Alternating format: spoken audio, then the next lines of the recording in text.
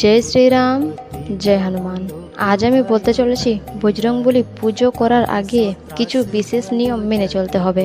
সেটা হচ্ছে যে মাছ, মাংস, লসুন, পেঁয়াজ। হ্যাঁ, এই মাছ মাংস তোমাকে একেবারেই ছাড়তে হবে। প্লাস এই লসুন পেঁয়াজটা তামসিক হিসেবে বলে মনে করা হয়, তাই এইসব খাওয়া একেবারেই চলবে না। আর এর সঙ্গে ধূম্রপান, যে রকমই নেশা হোক না কেন, একেবারেই চলবে না।